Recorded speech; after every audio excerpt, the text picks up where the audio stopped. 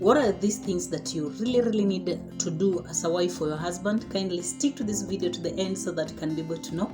And if you are new here, kindly consider subscribing so that you can walk this journey together. I'm Julia, and on this channel I inspire people to just walk according to God's will and play their role, God-given their role in this world. So my daughter just joined me, so I'll just do a video with her so that we can go through these things today. Is that number one thing that we need to do is help our husbands. We are helpers. God created us as helpers. Actually, the book of Genesis chapter 3 verse 18, verse 2, chapter 2 actually, verse 18, God states categorically that he saw that he had created everything was good, everything. But for the man, when he was looking at the man, he felt like, no, there's something missing. And he need to create a helpmeet for him, meaning that we need to help them. I had to take my daughter back. So what I was saying that yes, we need to be helpers. That is the number one job description that God gave to a wife.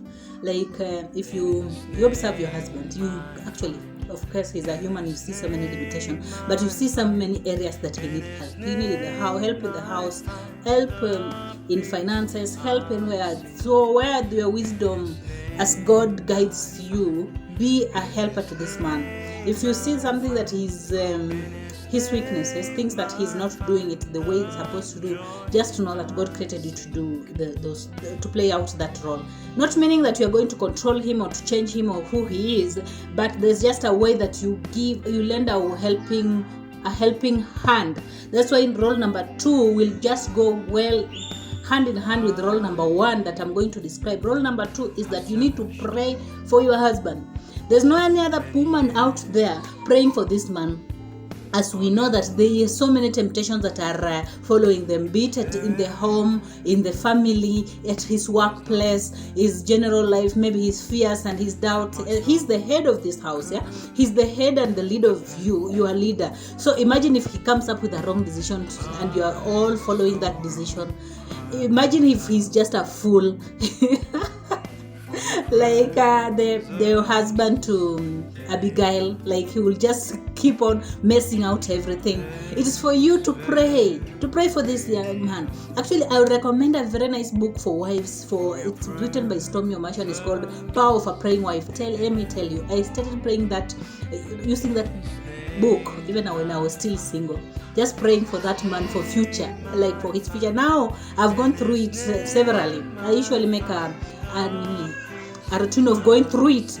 It gives you steps on areas you can pray. You can wonder, hey, how can I pray? You can get some guidance, some wisdom.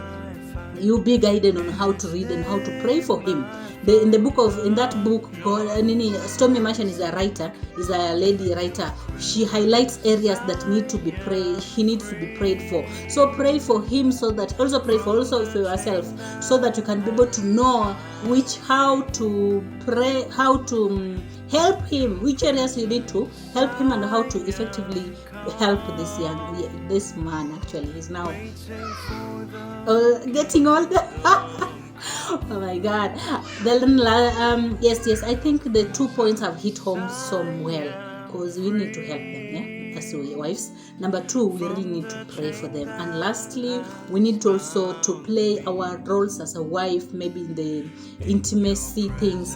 Don't deny them. Don't use sex as a weapon to deny them, to punish them, or as a reward. No, let's play that role as a wife well. So those are the 3 areas that we need to play, our roles we need to play as wives. So which other role do you think that we need to play? Sorry for my background. I was recording, the children are playing in the background, but I think you have gotten the point.